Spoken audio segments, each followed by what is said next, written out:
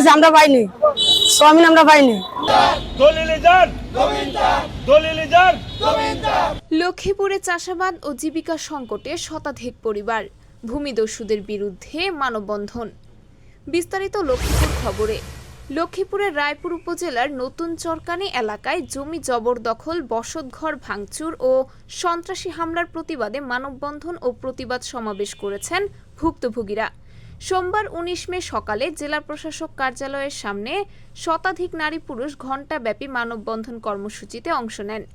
এ সময় তারা অভিযোগ করেন, গত ৫ আগস্ট থেকে একটি সংঘবদ্ধ ভূমিদস্যু চক্র তাদের মালিকানাধীন জমি জোরপূর্বক দখল করে নিচ্ছে এবং বসতবাড়িতে হামলা চালাচ্ছে।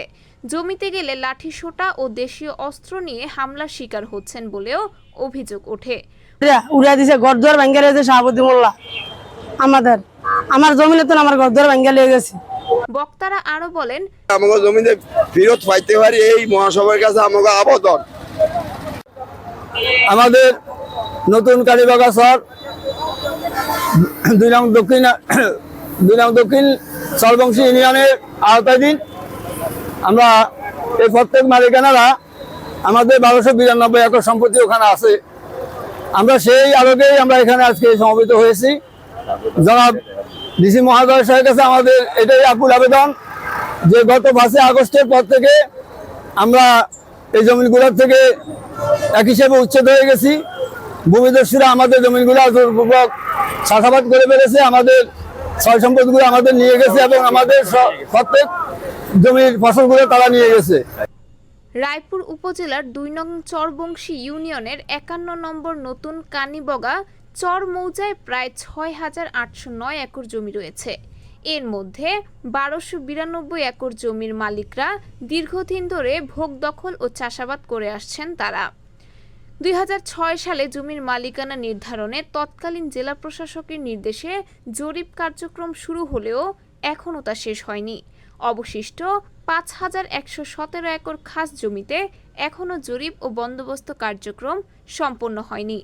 এই বিস্তীর্ণ চরে প্রতি বছর প্রায় ৪,০০০ একর জমিতে প্রায় ৫০০ কোটি টাকার সয়াবিন ও ৩০০ কোটি টাকার আমন ধান উৎপন্ন হয়, যা অন্তত ৪০০ কৃষক পরিবার সরাসরি জীবিকা নির্বাহের জন্য নির্ভরশীল।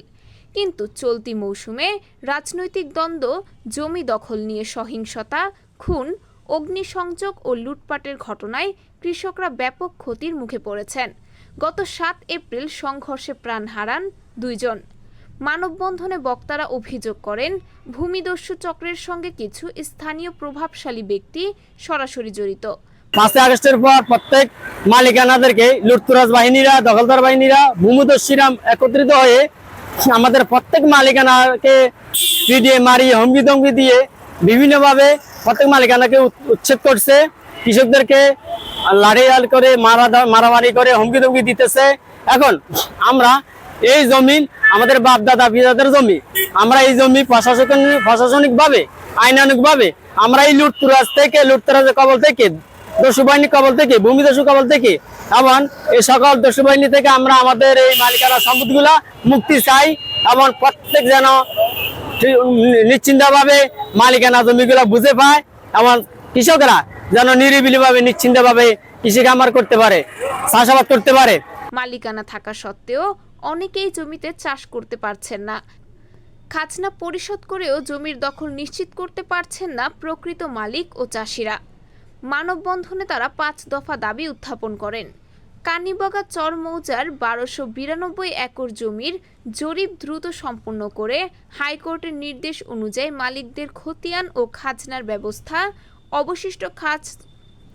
অবশিষ্ট খাস জমির প্রকৃত চাষিদের চিহ্নিত করে বন্দোবস্ত কার্যক্রম চালু, সহিংসতা রোধে চর এলাকায় প্রশাসনিক তদারকি ও স্থায়ীভাবে পুলিশের উপস্থিতি নিশ্চিত করা, ক্ষতিগ্রস্ত চাষিদের আর্থিক সহায়তা ও ক্ষতিপূরণ প্রদান, কৃষি উৎপাদন ও ফসল পরিবহনে নিরাপদ পরিবেশ এবং সড়ক যোগাযোগ ব্যবস্থার উন্নয়ন।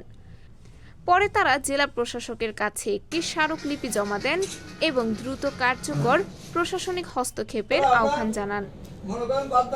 আমরা চাচ্ছি আমাদেরকে যে মালিকানা জমিগুলো, এই জমিগুলো তখন আমাদেরকে তৎকালীন ডিসি মহোদয় হারভেস্টিং ক্যাম্প করে এই আমাদের 1292 একর এই 2 মামলা জমিগুলা চিহ্নিত করে দেওয়া হয়েছে, ডিমার্কেশন করে দিয়েছে।